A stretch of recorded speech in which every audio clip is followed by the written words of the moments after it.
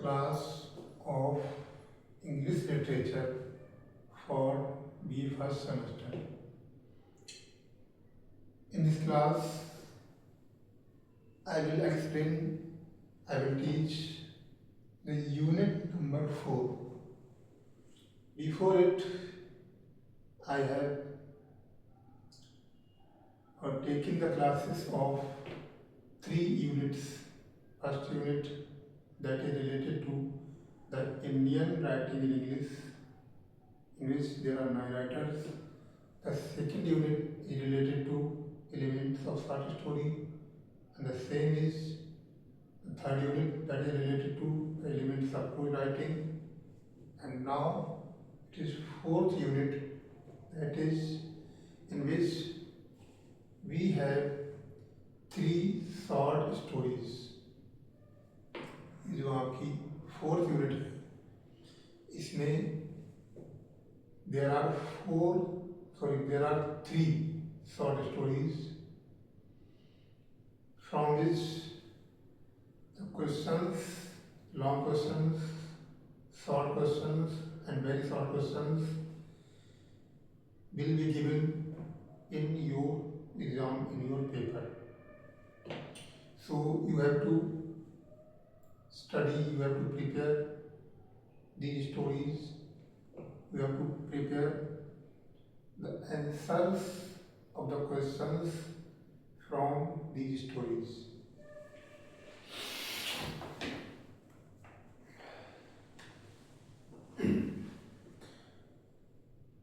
Out of these stories, first one is The Last Leaf. The first story that is included in your syllabus in this fourth unit, that is The Last Leaf. As I explained the summary of the story, that is related to mainly 3 characters. The characters are Sue, Johnsy and Brahman. Johnsy is a Sikh. Johnsy is suffering from some disease.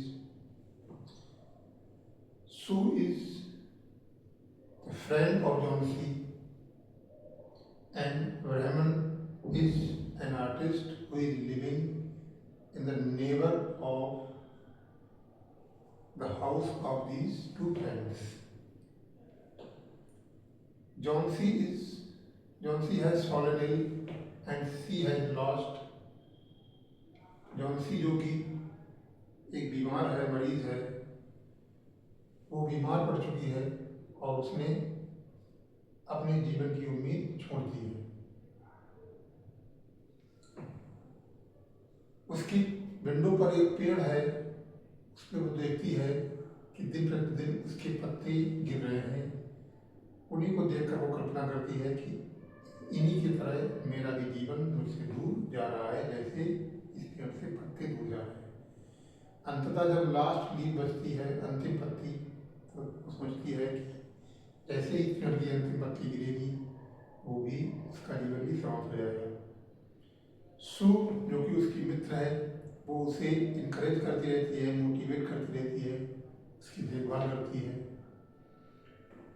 उसे encourage करती है कि वो जल्दी ही ठीक हो जाएगी.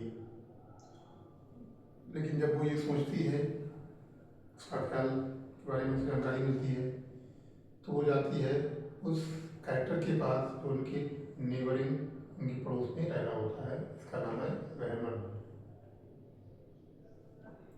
जो कि एक आर्टिस्ट है, बहुत अच्छा आर्टिस्ट. वो उनके पास जाती है, उनसे कहती है कि आप किसी भी तरह से मेरी मित्र को बचाइए. वो प्लानिंग करते हैं. हालांकि वो बहुत अच्छे आर्टिस्ट होते हैं, लेकिन उनकी कोई भी आर्ट पीस, कोई आर्ट वर्क बहुत ज़्यादा फेम या अचीवमेंट हासिल नहीं कर पाता. यहाँ पर वो अपना कंट्रीब्यूशन देते हैं उसको ठीक करने के लिए। वो क्या करते हैं कि खिड़की के बाहर दीवार पर एक पत्ती बनाते हैं।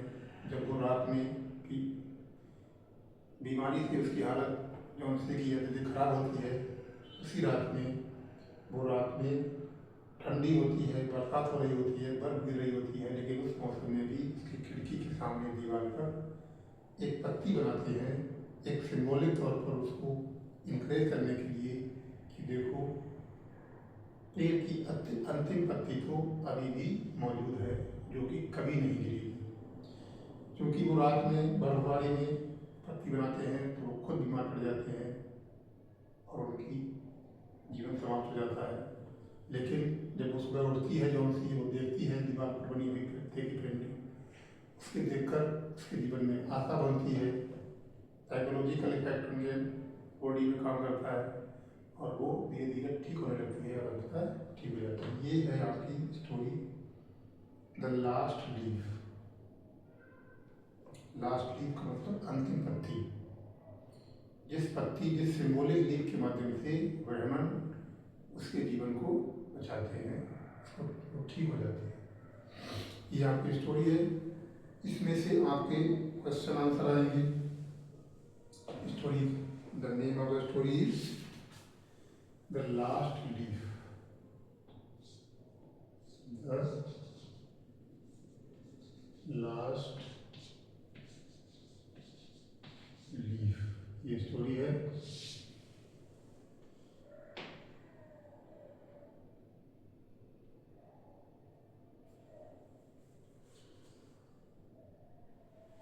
इसके राइटर हैं ओ हेनरी। ओ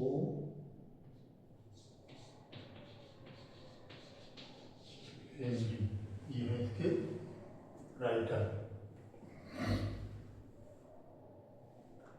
अब इसमें से क्वेश्चन, क्या क्वेश्चन आ सकते हैं? सबसे पहले क्वेश्चन आ सकता है right is summary of the story the last leaf written by O Henry. क्या है? ओ हेनरी के द्वारा लिखी गई स्टोरी द लास्ट लीफ की समरी लिखिए। क्या क्वेश्चन आ सकता है? समरी।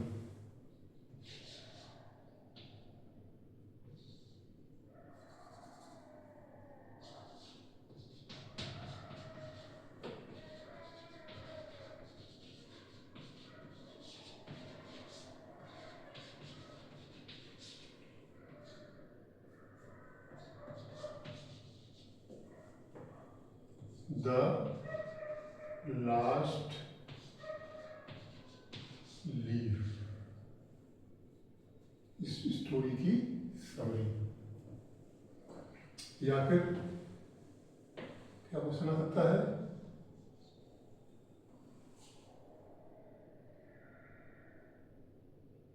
राइट या give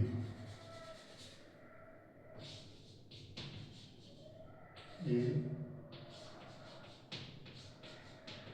critical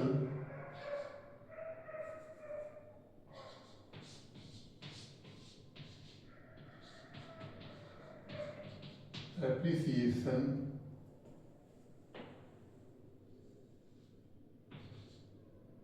of story the last leaf। ये क्वेश्चन आता है आपका। दूसरा क्वेश्चन क्या आता है?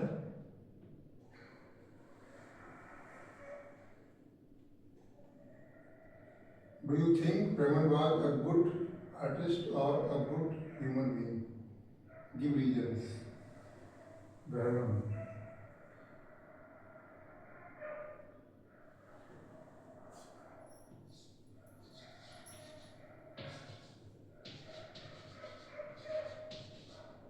as good artist or good human human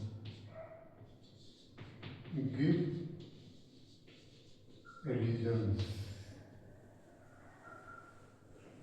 ये क्वेश्चन आ सकता है कि रायमंड जो है एक गुड आर्टिस्ट है और या फिर एक अच्छा इंसान है, एक अच्छा कलाकार है या फिर एक अच्छा इंसान है। गिव रीजन, इसके कारण बताइए। इसमें भी एक समरी लिखनी है, इसमें भी समरी लिखनी है, इसमें भी समरी लिखनी है और इसमें भी समरी लिखनी है। क्रिटिकल एप्रिसिएशन में थोड़ा सा चेंज ये आता है कि उसमें हेडिंग्स बनानी पड़ती हैं।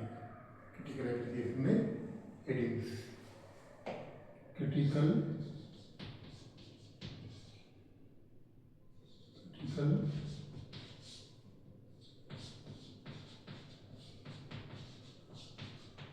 एप्रिसिएशन में हेडिंग्स बनानी पड़ती हैं। क्या क्या हेडिंग होती है? पहले तो इंट्रोडक्शन होता है,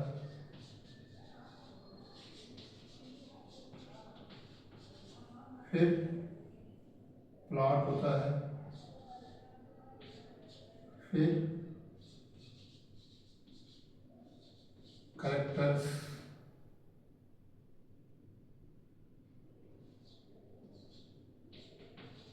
कैरेक्टराइजेशन, फिर आता है थीम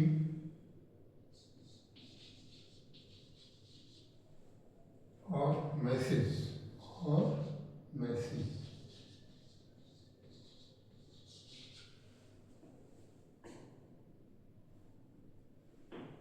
फिर आता है टाइटल। ये कुछ 5-6 हेडिंग बनानी पड़ती हैं क्रिटिकल एप्रिसिएशन लिखने में। इंट्रोडक्शन यानी कहानी का इंट्रोडक्शन देना पड़ता है कि कहानी का टाइटल क्या है, किसने लिखी है, किसके बारे में बताया गया है, कौन कौन क्या स्टोरी है। प्लॉट में स्टोरी का बेस लिखा जाता है, स्टोरी का बेस, आधार, कि स्टोरी कहाँ से स्टार्ट होती है, क्या क्या सिचुएशन होती हैं, कहाँ पर खत्म होती है। कैरेक्टराइजेशन, उसमें कौन कौन से कैरेक्टर हैं, किस किस कैरेक्टर की क्या क्या भूमिका है, क्या क्या महत्व है, कौन कैरेक्टर ज़्यादा इंपॉर्टेंट है, कौन नायक है, कौन खलनायक है। थीम या मैसेज, स्टोरी की थीम क्या है, उससे हमें क्या मैसेज मिलता है, क्या वो हमें सिखाती है।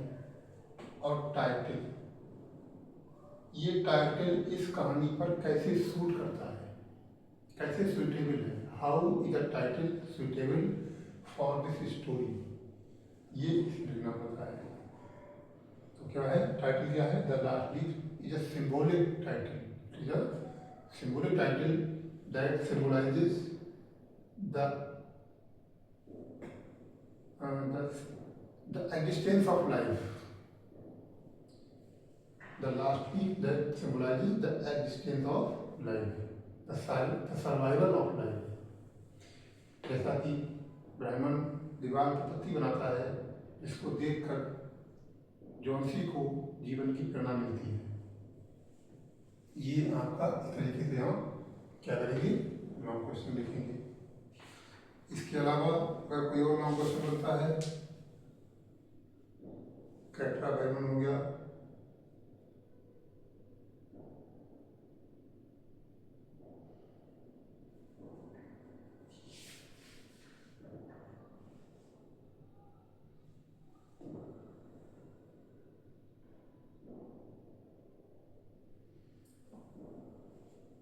इसके अलावा क्वेश्चन आ सकते हैं ऐसे कैरेक्टर ऑफ सू, सू लड़की है जो जॉन्सी को बचाने की कोशिश करती है, उसका कैरेक्टर के बारे में लिखिए, क्या क्या प्रयास करती है। कैरेक्टर ऑफ हरमन, हरमन जो व्यक्ति होता है जो पेंटिंग बनाकर, आदमी पेंटिंग बनाता है, अपने जीवन की कुर्बानी देता है, लेकिन उस जॉन्सी को, लड़की को बचाता है, उसका कैरेक्टर स्केच लिखिए। जॉन्सी की बीमारी का कारण क्या है, what was the cause of Johnsy illness, how could the illness be treated. Johnsy की बीमारी का कारण क्या है और उसकी बीमारी ठीक कैसे होती है, ये लिखना है। इस तरीके से कुछ क्वेश्चन इम्पोर्टेंट आते हैं।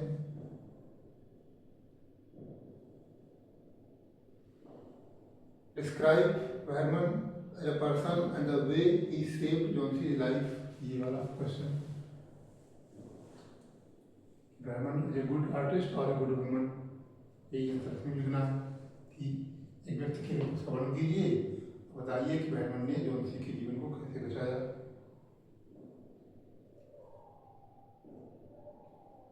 What is the significance of willpower? The story, the last leaf story is will power का क्या सिग्निफिकेंस है। विल पावर मतलब जब वो पत्तों को गिरता हुआ देख रही थी, उसकी विल पावर टूट रही थी कि पत्तों की तरह मैं भी टूट जाऊंगी, लेकिन जब वो पत्ती बनी हुई देखती है जो कि कभी नहीं वहाँ से गायब होगी, हटेगी, तो उससे उसको विल पावर मिलती है कि ऐसे पत्ती अपना सर्वाइवल बनाए हुए है, ऐसे वो भी अपना सर्वाइवल बना सकती है, जी सही हो सकती है, जी सकती है। ये विल पावर का क्या सिग्निफिकेंस है। इस तरीके से ये क्वेश्चन आपके स्टोरी से आ सकते हैं, इनको आप ठीक से पढ़िए और तैयार करिए।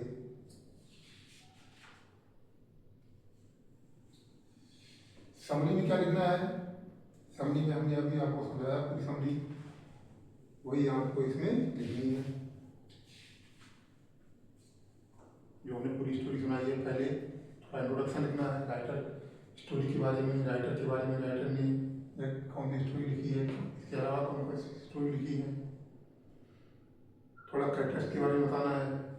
फिर whole body of the story, पूरी समरी शुरू से लेकर लास्ट तक पूरी समरी लिख देनी है, जिसको आप ठीक से पढ़कर जाएंगे किताब से, वो समरी आपको इसमें लिखनी है। और फिर कंक्लूजन लिखना है कि इस स्टोरी का मैसेज क्या है, इससे हमें क्या सीख मिलती है, विल पावर का सिग्निफिकेंस क्या है, वेहरमन के कंट्रीब्यूशन जो उसने अपना कुर्बानी दी है, सेक्रीफाइस उसकी, उसका महत्व क्या है, सू ने किस तरीके से उसको इनकरेज किया कि वो ठीक हो जाए, उसका महत्व क्या है, ये सब चीज़ें कंक्लूजन में लिखनी है। इस तरीके से ये आपकी हो गई पहली स्टोरी। इसके यही सारे क्वेश्चन आएंगे, इससे अलग हटकर और कुछ भी नहीं आएगा। इसमें आगे करते हैं, इसके अलावा क्वेश्चन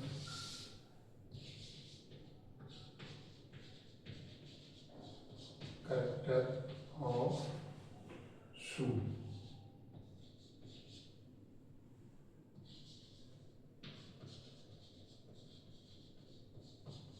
कैरेक्टर ऑफ वेहरमन,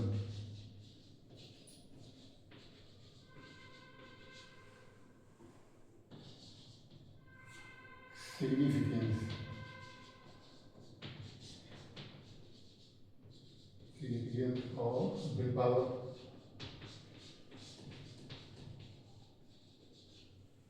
और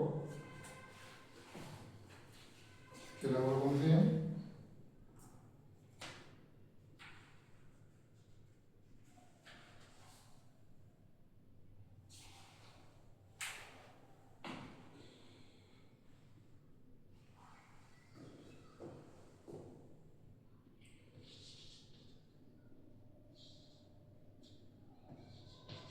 cause of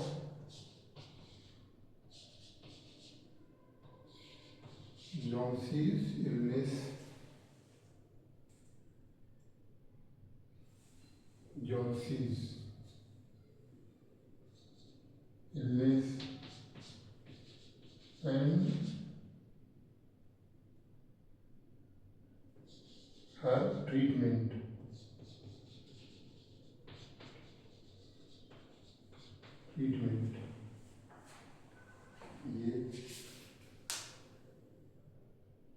ये हमने लिख ही दिया, ये वाला। इतना ही क्वेश्चन लगभग इनमें से कोई ना कोई क्वेश्चन आपको शॉर्ट में और लॉन्ग में निश्चित रूप से मिलेंगे, इनको आप ठीक से पढ़िएगा, याद करिएगा, समझिएगा।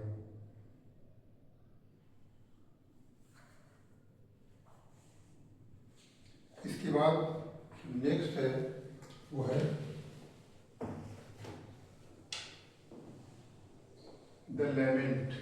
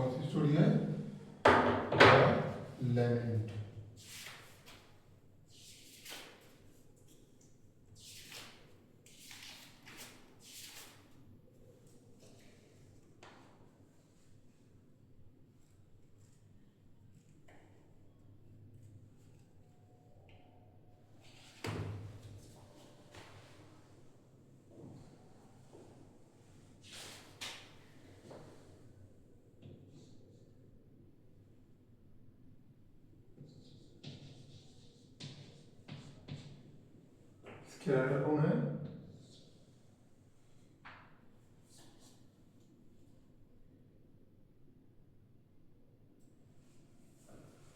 इसके राइटर हैं एंटन Chekhov.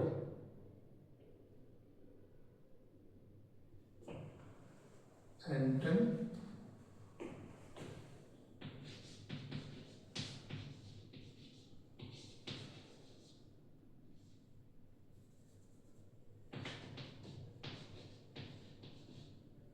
Chekhov.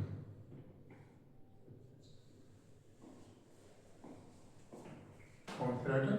Anton Chekhov.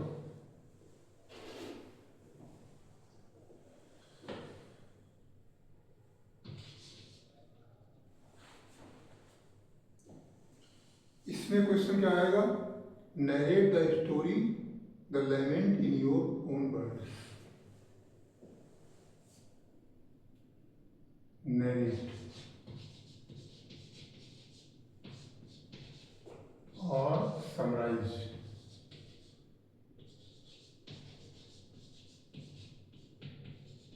Summarise the story.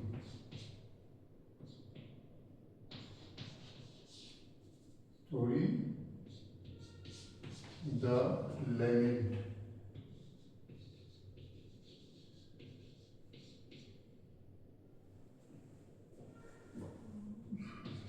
in your own words।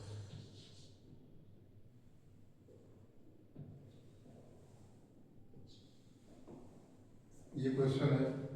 फिर क्रिटिकल एप्रिसिएशन। दूसरा क्वेश्चन क्या है? Critical appreciation. क्रिटिकल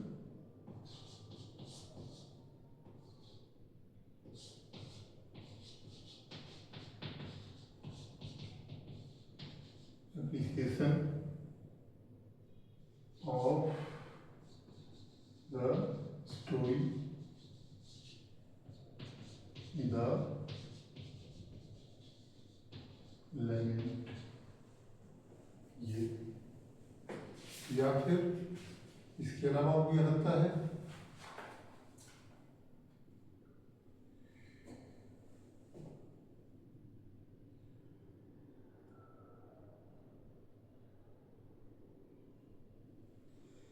इसका जो मेन कैरेक्टर है, जिसको हम हीरो कह सकते हैं, नायक कह सकते हैं,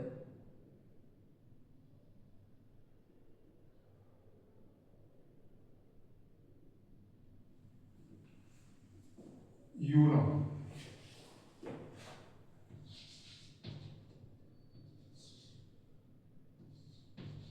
यूना is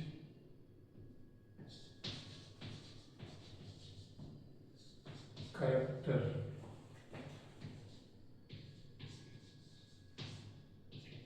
sketch in story in the lament।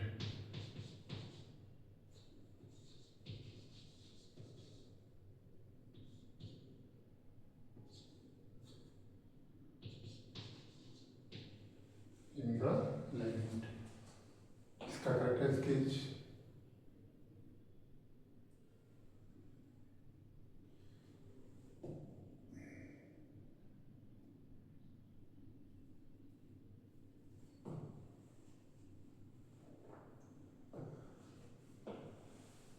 character appreciation is the most important question in this story, जिसमें आपको ये भी बताना है कि what is the role of society in the life of a person, what is the significance of empathy and understanding that the society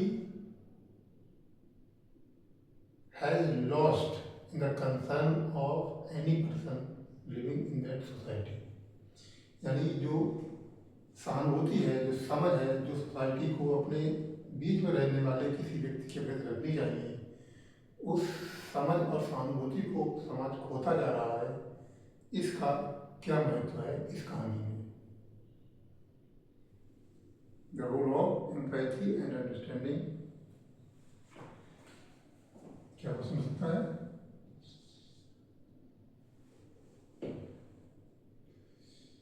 importance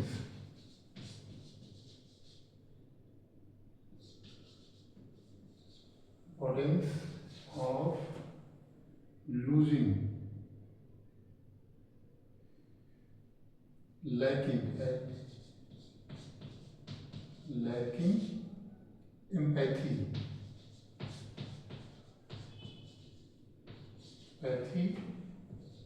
and understanding.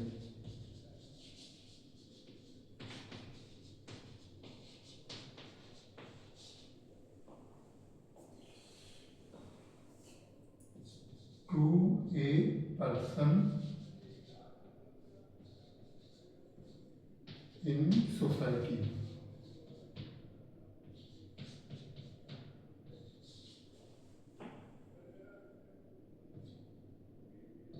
In the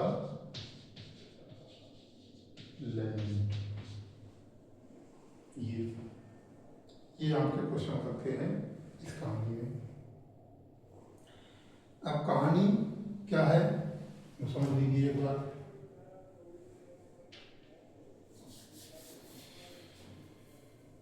the lament means होता है विलाप करना, रोना, दुख व्यक्त करना। The lament, इसका जो कैरेक्टर है यूना, इसकी ये कहानी है। एक गांव का रहने वाला है, देहात क्षेत्र में गांव है, लेकिन अपने गांव से दूर किसी शहर में किसी जगह पर एक कैब ड्राइवर है, कैब चलाता है। उसकी पत्नी है, लड़कियां हैं और उसका एकमात्र लड़का जो भी उसकी जीवन यापन, जीविका कमाने का, उसका घर चलाने का एकमात्र उम्मीद था, वो अभी जल्दी जल्दी उसकी मृत्यु हो गई है। इसकी वजह से अत्यधिक बुजुर्ग होने के बावजूद भी उसको कैब ड्राइविंग, जो कि वो पहले करता था लेकिन बीच में छोड़ दी, अब फिर से करनी पड़ रही है। वो दिन भर कैब ड्राइविंग करता है और देर रात तक जो कस्टमर्स हैं उनका इंतजार करता है ताकि अपनी जीविका कैब ड्राइविंग के माध्यम से कमा सके। इस कहानी में लैमेंट का मतलब है कि वो अपना जो दुख दर्द है, अपनी परेशानियां हैं, वो किसी को सुनाना चाहता है, किसी से व्यक्त करना चाहता है। वो चाहता है कि लोग उसको समझें, वो चाहता है कि लोग उसके प्रति कुछ सहानुभूति दिखाएं, कुछ सहानुभूति को शब्द बोले। लेकिन वो एक ऐसे समाज में रह रहा है जहाँ पर समाज में किसी भी व्यक्ति के प्रति सहानुभूति का कोई सिंगल हिंट भी नहीं है। लोगों के दिलों में, समाज के बीच में किसी व्यक्ति के प्रति सहानुभूति जैसी कोई चीज़ बची ही नहीं है। लोग किसी के दुख, मुसीबत, परेशानी, दर्द को समझने की जो भी प्रवृत्ति है उसको त्याग चुके हैं। किसी को दूसरे के बारे में सोचने की, समझने की फुर्सत ही नहीं है, जरूरत भी महसूस नहीं कर रहा है। इस तरीके से वो दुखी है। एक तो उसके ऊपर अपना दुख, दूसरा वो दुख व्यक्त करना किसके सामने करे, तीसरा उसकी परेशानियों को, मजबूरियों को समझने वाला कोई नहीं है।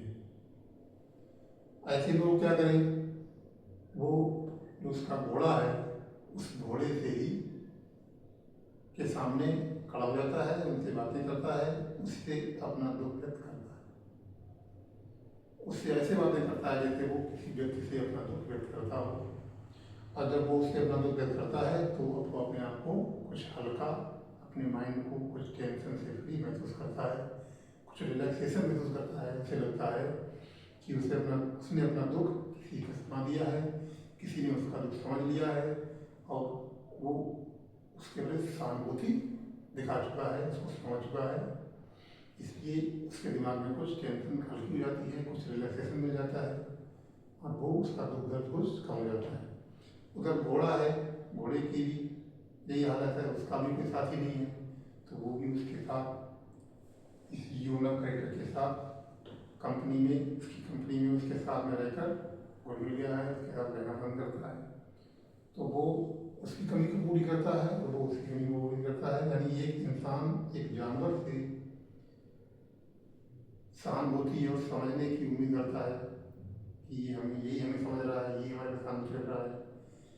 समाज ऐसा हो चुका है कि वहाँ पर लोगों में किसी भी दुख से पीड़ित, दर्द से पीड़ित व्यक्ति के प्रति न समझने की क्षमता है, न उसके प्रति सहानुभूति रखने की क्षमता है।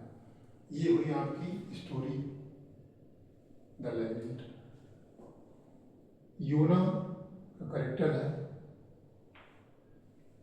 क्रिटिकल एप्रिसिएशन है, समरी जो हमने अभी आपको सुनाई है, पहले इंट्रोडक्शन लिखना है, स्टोरी के बारे में थोड़ा बताना है, कैरेक्टर के बारे में थोड़ा बताना है, उसकी बैकग्राउंड बतानी है, फिर इसकी समरी पूरी जो हमने बताई है वो लिखनी है, फिर उसका कंक्लूजन लिखना है कि इसका मैसेज क्या है, इसका इम्पोर्टेंस क्या है, ये समाज में किस तरीके से बदलना चाहिए, क्या महत्व होना चाहिए, लोगों को उसमें सिंपैथी और अंडरस्टैंडिंग रखनी चाहिए कि नहीं रखनी चाहिए, वो कंक्लूजन लिखेंगे। क्रिटिकल एप्रिसिएशन लिखेंगे, वही प्लॉट, क्रिटिकल एप्रिसिएशन में क्या लिखेंगे, प्लॉट, और नहीं, सबसे पहले इंट्रोडक्शन लिखेंगे, सबसे पहले इंट्रोडक्शन, फिर प्लॉट, फिर कैरेक्टराइजेशन, फिर थीम, फिर पैथेटिक टच यानी दुख का टच, पैथेटिक टच, फिर टाइटल। ये हेडिंग में क्रिटिकल एप्रिसिएशन में लिख सकते हैं। क्या क्या? इंट्रोडक्शन सी ए, ये क्रिटिकल एप्रिसिएशन क्या लिखेंगे? इंट्रोडक्शन,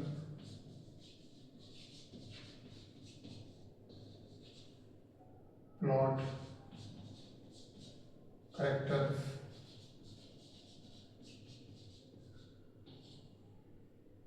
और इसके बाद थीम,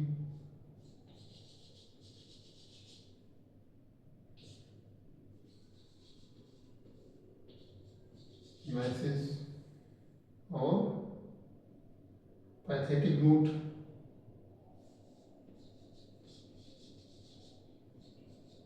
पैथेटिक नोट या टोन, नोट लिखिए, pathetic note.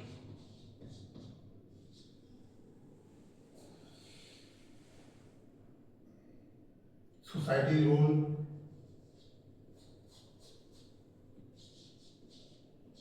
Role of society, और टाइटल, और लास्ट में कंक्लूजन। ये इंट्रोडक्शन में वही थोड़ा इंट्रोडक्शन लिखना है, 6-7 लाइनों का, 8 लाइनों का, राइटर के बारे में बताते हुए और कहानी के बारे में बताते हुए, कैरेक्टर्स के बारे में बताते हुए। प्लॉट लिखना है, इसका स्टोरी का बेस, आधार, जिसमें थोड़ी सी स्टोरी समराइज करनी है। कैरेक्टर्स, कौन कौन से कैरेक्टर हैं, क्या क्या रोल है उनका। थीम, उसकी थीम क्या है, मैसेज क्या है स्टोरी का।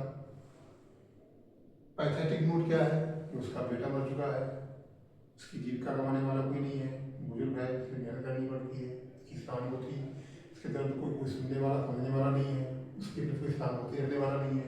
Pathetic mood. Role of society, society का क्या रोल है? सोसाइटी बिल्कुल ड्यूड हो चुकी है, इग्नोरेंट हो चुकी है लोगों के दुख दर्द के प्रति।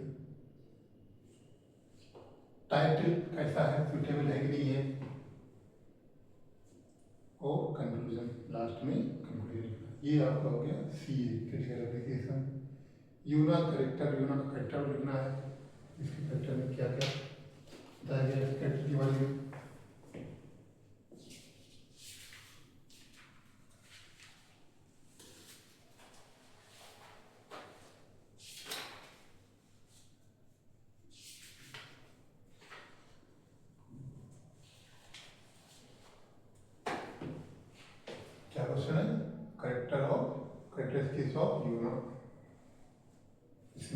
आप योना की पूरी लाइफ के बारे में डिस्क्राइब करेंगे, उसकी पैथेटिक स्टोरी के बारे में, उसके लड़के की मृत्यु के बारे में, उसके लोगों की जो बेरुखी है, ड्यूडनेस है, उसके बारे में, उसके प्रति उसके दुख दर्द के बारे में, उसकी हार्ड वर्क स्ट्रगल के बारे में कि वो बुजुर्ग होकर भी उसे जीविका कमानी पड़ती है, देर रात तक कैब चलानी पड़ती है।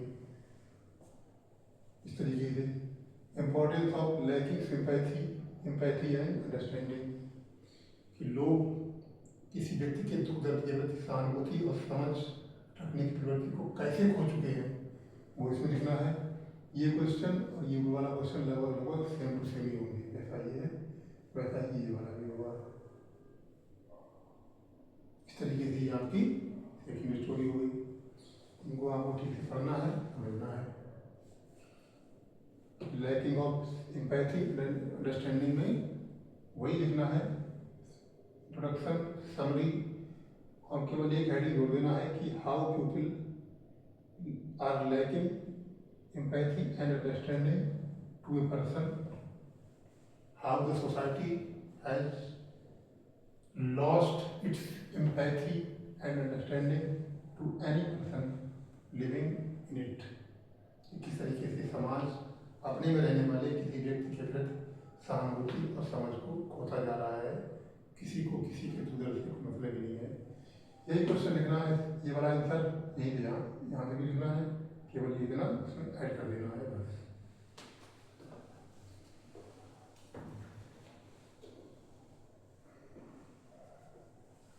इसके बाद नेक्स्ट आता है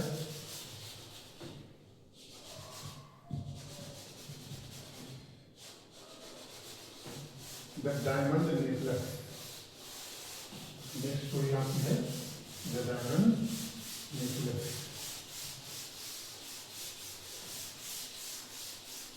डायमंड नेकलेस भी एक अच्छी स्टोरी है, जिसमें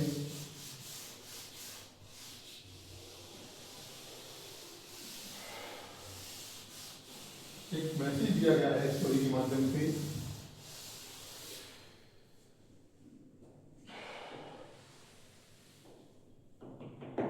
The story tells about the uselessness of false pomp and show, यानी झूठी शान के बारे में,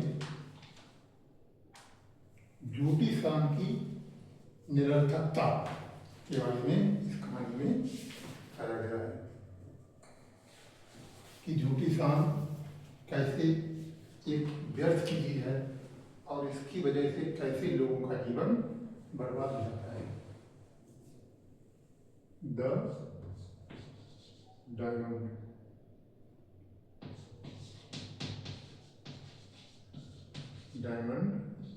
नेकलेस।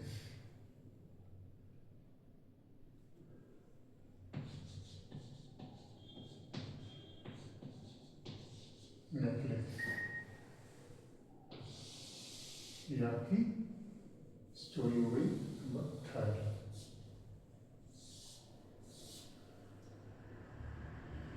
राइटर कौन है?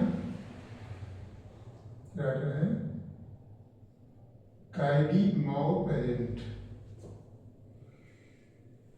लिख दे रहा हूँ GUY, गाई GUYD मॉपेरेंट।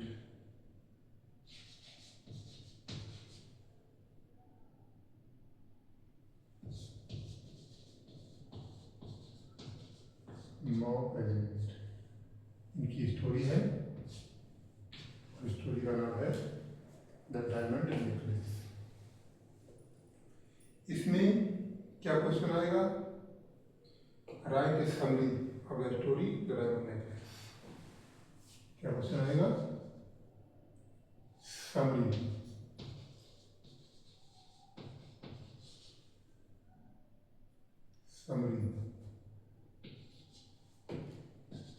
of the story।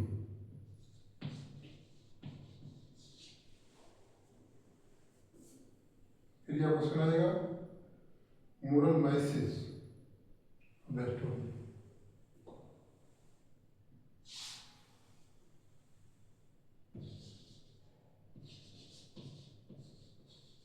Moral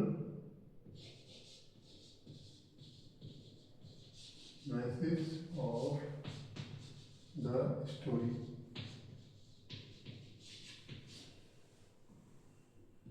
character sketch question, next question है character sketch.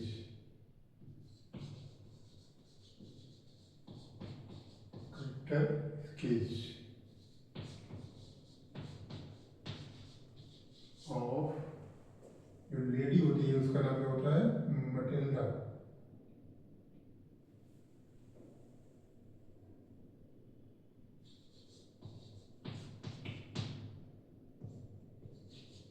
Matilda.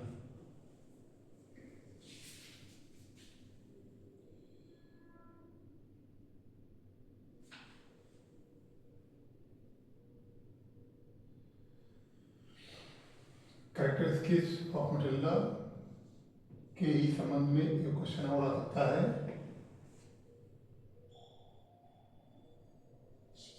A note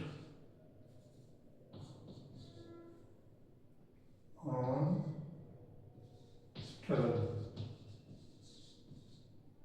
struggle of Matilda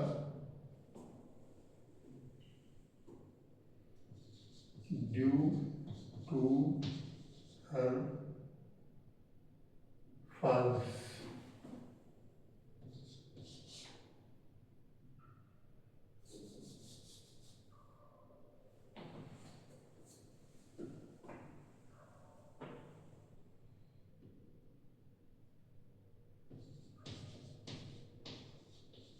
सोई विशेष।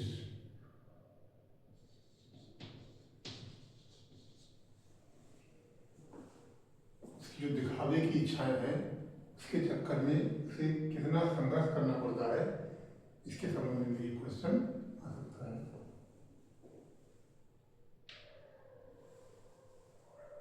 अब पहले समझ लेते हैं कि स्टोरी क्या है।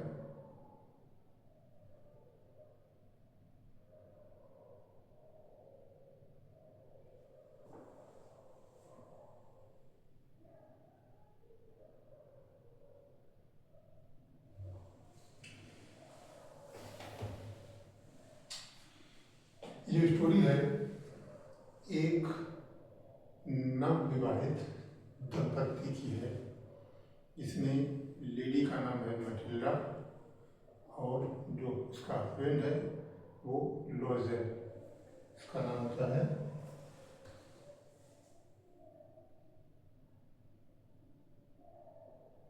मोनेस्टर लोजेल। ये आराम से एक दूसरे के साथ प्रेम पूर्वक रह रहे होते हैं। पति एक जॉब कर रहा है, इसमें उसकी सैलरी बहुत ज़्यादा नहीं है, इतना है कि उसकी रोजी रोटी ठीक से चल रही है। मटिल्डा एक बेहद खूबसूरत महिला है जो अपने पति को और जिसका पति उसको एक दूसरे को अत्यधिक प्रेम करते हैं। एक दिन मटिल्डा की एक फ्रेंड या किसी रिश्तेदारी से एक दावत आती है, इसमें वो दोनों जाने के लिए तैयार होते हैं। कहीं पार्टी होती है, पार्टी में जाने के लिए तैयार होते हैं। मटिल्डा एक अच्छी सी अपने लिए ड्रेस लेती है, लेकिन वो एक चीज़ की कमी महसूस करती है कि उसके पास कोई अच्छी ज्वेलरी नहीं है। उसके पति के पास इतने पैसे नहीं हैं कि वो उसके लिए अच्छी सी ज्वेलरी खरीद कर दे सके। वो अपने पति से कहती है कि वो अपने एक मित्र से, जो उसकी मित्र है सहेली, उससे उसके पास एक डायमंड नेकलेस है, वो लेकर आएगी और उसी को पहनकर जाएगी। पति चूंकि उससे बहुत प्रेम करता है तो उससे वो किसी भी काम के लिए मना नहीं करता। वो कहता है ठीक है, जैसे तुम्हारी मर्जी। वो अपनी फ्रेंड से लेकर आती है डायमंड नेकलेस। शाम को तैयार होते हैं, वो अपनी अच्छी सी ड्रेस पहनती है, उस पर वो हीरो जड़ा हार पहनती है। फिर आईने में खड़े होकर देखती है अपने आप को, कहती है कितनी सुंदर लग रही हूँ मैं। पति भी उसकी तारीफ करता है। पार्टी में जाते हैं, पार्टी में खूब एंजॉय करते हैं, नाचते हैं, गाते हैं, खाते हैं, मौज मस्ती करते हैं। काफ़ी देर रात तक एंजॉय करने के बाद जब वो वहाँ से लौटते हैं तब भी उनको वो अपने हार की तरफ ध्यान नहीं देती है। लेकिन जब वो शाम को आधी रात में अपने घर पहुँचते हैं दोनों, तो वो कहती है कि कल तो मैं ये हार दे आऊँगी अपने मित्र को। चलो क्यों ना एक बार मैं फिर से आईने के सामने खड़े होकर देखूं कि मैं इस सुंदर ड्रेस में सुंदर हार के साथ कितनी सुंदर लग रही हूँ डायमंड नेकलेस के साथ। जैसे ही वो आईने के सामने खड़ी होती है, देखती है कि उसके गले में वो हार नहीं है। उसकी तो एकदम से जान निकल जाती है, पति को बताती है, पति परेशान होता है। तुरंत वो वहाँ से भागते हैं पार्टी में। रास्ते में जहाँ जहाँ से निकले वहाँ हर जगह देखते हैं, कई दिनों तक तलाश करते हैं निकलने के बाद, लेकिन उन्हें कई दिनों की तलाश करने के बावजूद भी वो हार नहीं मिलता। फिर उसकी मित्र उससे कहती है कि वो हार तो पहुँचा देना, तो वो कहती है कि हाँ पहुँचा दूँगी, उसमें कुछ कमी आ गई है, मैंने उसको ठीक करने के लिए दिया है, जैसे ठीक हो जाएगा मैं वो पहुँचा दूँगी। लेकिन वो क्या करे, उसके पास हार है ही नहीं। फिर वो अपनी उनके पास जो भी छोटी छोटी प्रॉपर्टीज, धन दौलत संपत्ति होती है बेचते हैं, बहुत सारा रुपया जैसे किससे उधार लेते हैं, कर्जा करते हैं, और वो खूब वैसा ही एक डायमंड नेकलेस खरीदते हैं और उसको जाकर लौटाते हैं। उसकी फ्रेंड उस हार को लेती है और कहती है कि आपने काफ़ी समय लगाया, और उस हार को चुपचाप वो रख लेती है। इसके बाद जब घर आते हैं, फिर वहाँ से उनके जीवन में संघर्ष का दौर शुरू होता है, क्योंकि उनकी सैलरी, आमदनी उनकी कम होती है, इनकम, और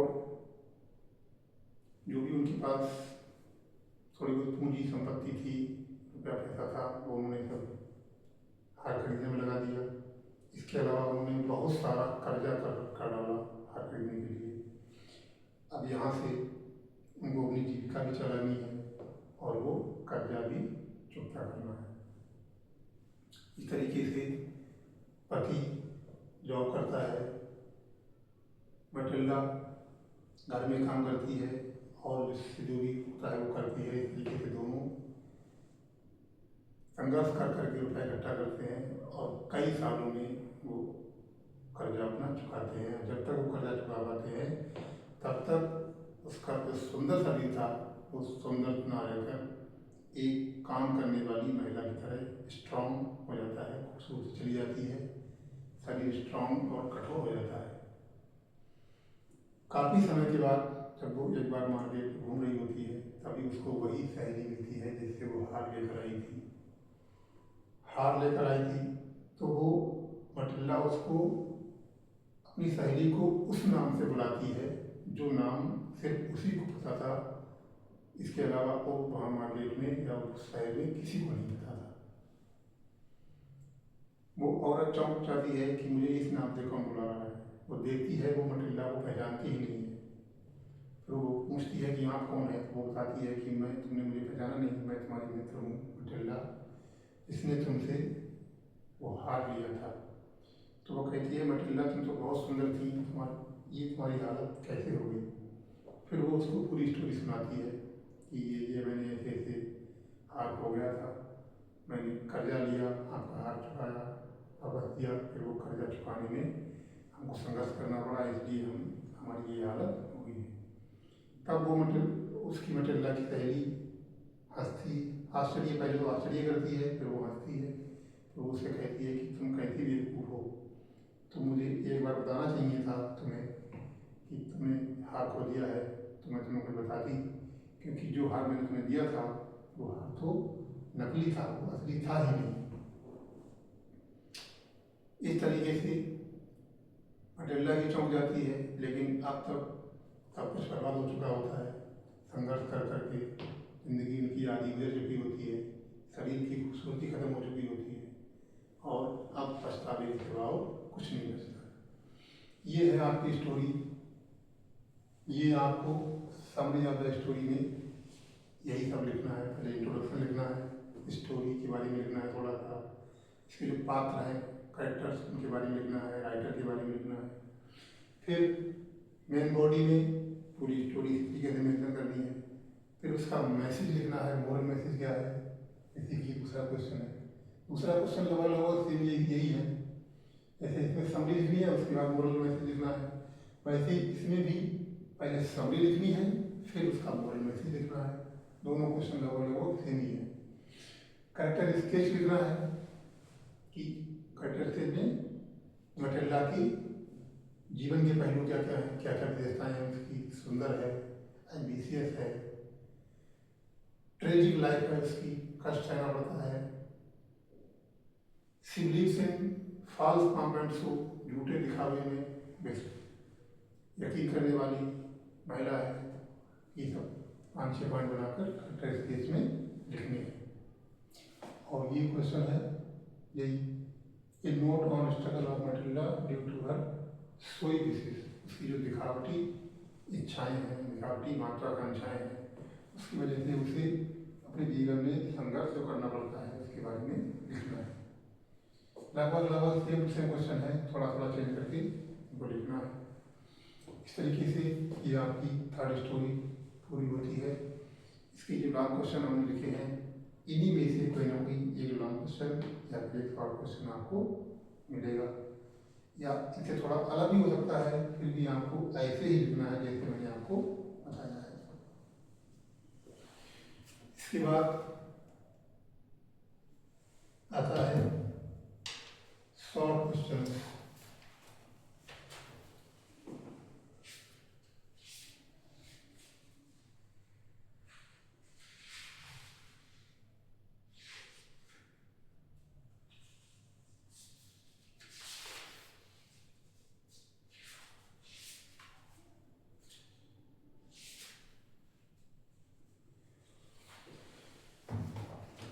शॉर्ट क्वेश्चन, लॉन्ग क्वेश्चन को आपको डिटेल में लिखने होते हैं, लेकिन शॉर्ट क्वेश्चन होता है लगभग 150 से 200 शब्दों का। लॉन्ग क्वेश्चन को लिखना होता है 700 शब्दों का, और शॉर्ट क्वेश्चन लिखना होता है 150 से 200 शब्दों का। 150 से 200 शब्दों का मतलब है 1.5 से 2 पेज। कितना? 1.5 से 2 पेज।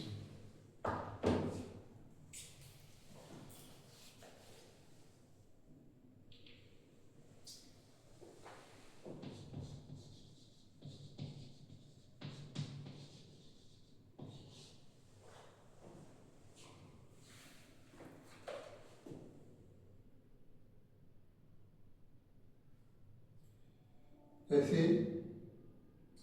क्वेश्चन है, what was Behrman's masterpiece, why it called so.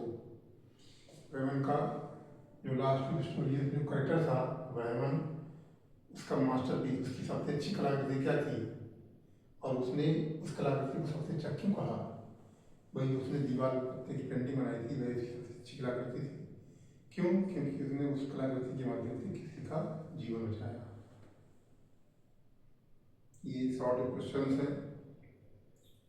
जोन्सी calls herself wicked. Do you agree with her? How long had Wyman been ill?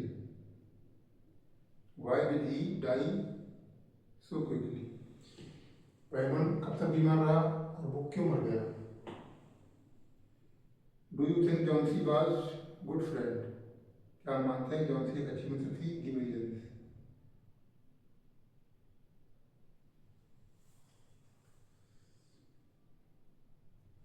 What is the moral of the story, कहानी का moral क्या है, कहानी की शिक्षा क्या है, कहानी का मैसेज क्या है। द लास्ट लीफ का वो लिखना है कि क्या है story, the story leaves moral message for its readers. The moral message is that all good art is for life sake. Story का मोरल मैसेज है कि जो हर अच्छी कला जीवन को बेहतर बनाने के लिए होती है, ये इसका मैसेज है। The last leaf painted by Bergman was his masterpiece because he did it to save the life of his fellow artist. Behrman ने अपनी जो पत्ते की कलाकृति थी उसको सबसे अच्छी कला इसलिए बताया क्योंकि उसने उसके माध्यम से अपने किसी साथी का जीवन बचाया। He painted he paused his head into it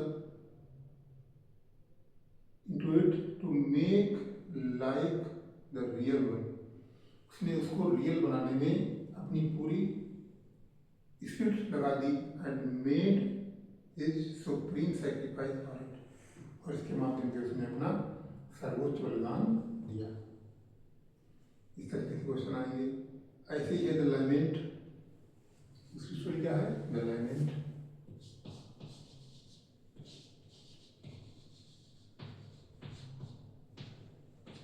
इसमें भी क्या है, what was the role of the horse to यूना।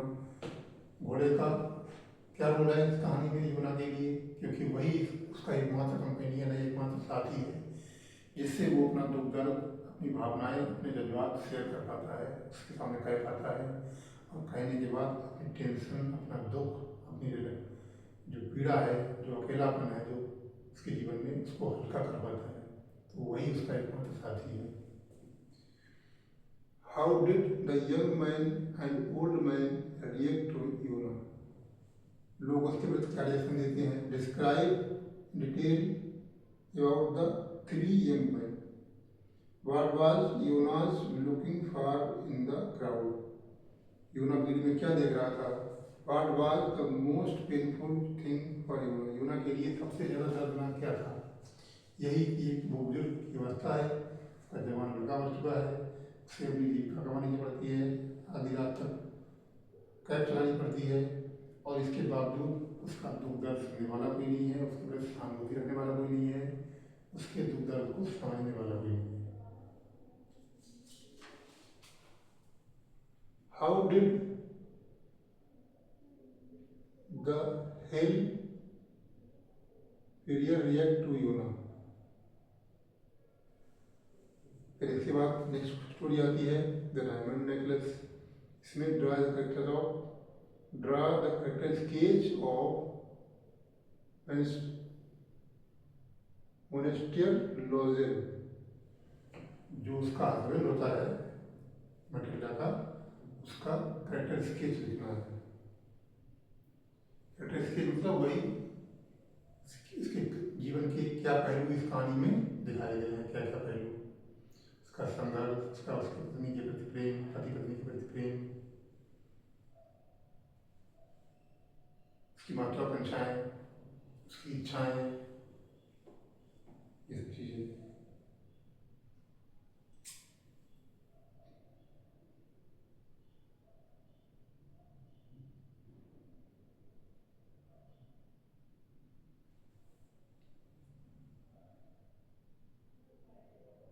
Compare and contrast the character of Lozel and Matilda. What is the moral of the story? कहानी का moral क्या है, इस कहानी से हमें क्या शिक्षा मिलती है। यही कि हमें झूठी शान दिखाने के चक्कर में नहीं पड़ना चाहिए। झूठी शान दिखाने के चक्कर में हम ऐसी परिस्थिति में पड़ जाते हैं जिसकी वजह से हमको जिंदगी भर संघर्ष करना पड़ता है। ये स्टोरी का मोरल है।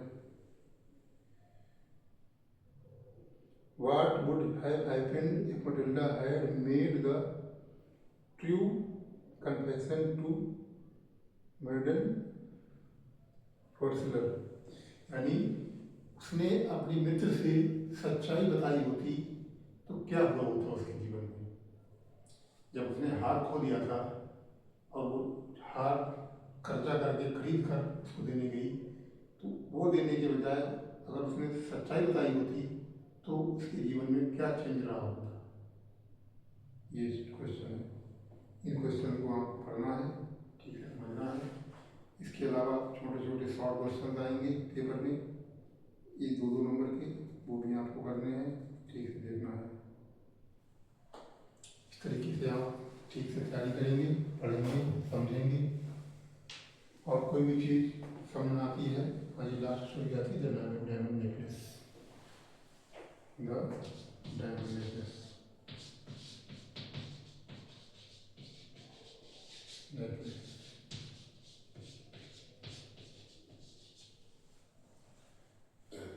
जो भी हमने क्वेश्चन आपको बताए हैं, लगभग इन्हीं में से लॉन्ग क्वेश्चन, शॉर्ट क्वेश्चन आपको मिलेंगे।